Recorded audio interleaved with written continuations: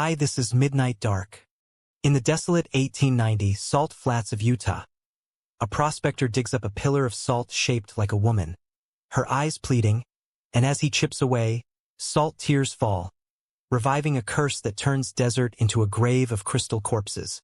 In 20 seconds, feel the salt crust your skin as the woman's ghost reaches from the pillar, pulling sinners into her embrace, their bodies crystallizing alive while whispers of Sodom's fall echo in the wind. From Alfred Clark's obscure 1891 anthology, Salt Curses. This, The Finding of Lot's Wife, will leave you thirsty for escape. Subscribe or the salt might find you. The Finding of Lot's Wife. The sun blazed merciless over the Great Salt Lake Desert in the summer of 1891. Its heat a visible shimmer that distorted the horizon like a bad dream. Jake Harrow, a prospector of 40 with a beard crusted white and eyes sunk deep from years of dry thirst, shoveled dirt in a dry wash, his mule braying lame protests. "One more strike, old girl," he muttered, sweat stinging scars from Indian arrows. Gold had eluded him since '79, leaving him a ghost in denim, haunted by whiskey dreams of lost claims. The air was still, heavy with salt that crunched under boots like bone dust, and the only sound was his pickaxe ringing off stone. At noon, it bit into something yielding. Not rock, but fleshy, crumbling to fine white powder. Salt vein. Jake grunted, digging faster, greed lighting his eyes. The mule balked, rearing, and Jake swore, tethering her tight. He widened the hole, lantern flickering in the shaft, and gasped. A human form emerged, tall as a man, shaped from pure salt crystal, posed as if fleeing. One hand outstretched, face turned back in terror. A woman, he knew instinctively, her features eroded but eyes, holes like wells, staring with pleading despair. "Lot's wife," Jake whispered, crossing himself though he'd not prayed since boyhood. Bible tales from his ma. The woman turned to salt for looking back at Sodom's fire. Hooked on the curse? Jake chipped at the base, salt flaking like snow, revealing feet arched in flight. Worth a fortune to a museum, he thought, pocketing a handful for authenticity. As the pick struck, a tear formed in the eye socket. Crystal, rolling down the cheek to splatter on dirt. The ground hissed, steam rising like breath from a grave, and the air turned cold, desert wind whispering in a tongue old as dust. "Look back!" Jake froze, pick falling, as the mule screamed, body seizing, skin crusting white before collapsing in a crunch of salt. Fear clawed his gut, but greed pulled. He chiseled the arm free, crystal clear as glass, fingers curled in agony. Another tear fell, and his hand burned, skin flaking to reveal raw meat beneath. "Damn it!" he cursed, sucking the wound, taste bitter as ash. The whisper grew. "Look back." He glanced over shoulder. Nothing, just empty wash.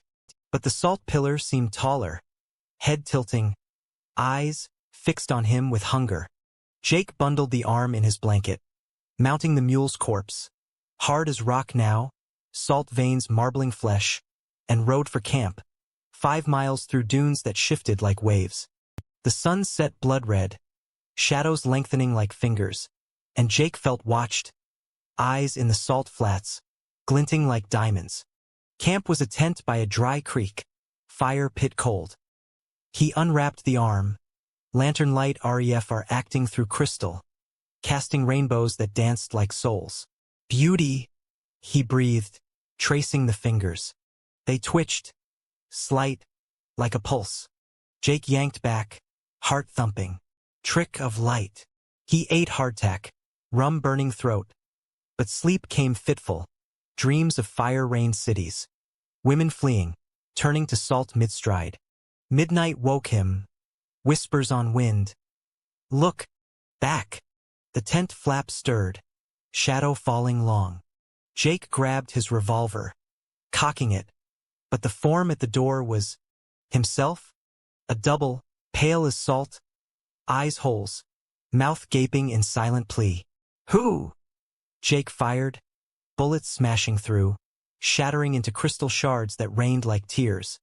The double dissolved, but the arm on his blanket glowed, fingers flexing, grasping for his throat. He fled into the night, revolver bouncing, salt flats crunching under boots. The whispers chased. "Look! Back!" He did, and saw them. Dozens, salt figures rising from dunes. Women frozen in flight, arms outstretched, tears rolling to form puddles that steamed. One reached, finger touching his boot, skin crusting instant, pain like fire. Jake ran, lungs burning, until dawn, collapsing at a ranch house, pounding on the door. Old Man Harris, a rancher of 70 with a face like leather, pulled him in, rifle ready. "Demons!" Jake gasped, collapsing by the hearth. Harris listened, eyes narrowing. "Lot's wife curse," he said, pouring whiskey. "Heard tales from Mormon settlers. Salt plains hold Sodom's echo. Lookers back turned to pillars, pulling others in. He burned the arm in the fire, crystal pop ping like gunshot. Whispers screaming up the chimney. Jake healed slow, skin flaking for months, but the touch lingered. Nights. He felt crystal grow undernail. Whispers calling, "Look! Back!" Years on. Jake died in 1905. Body crusted salt. Grave in the plains.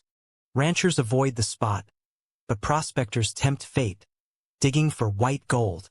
And on moonless nights, if you look back, the pillars rise, tears falling like rain, pulling you into eternal thirst.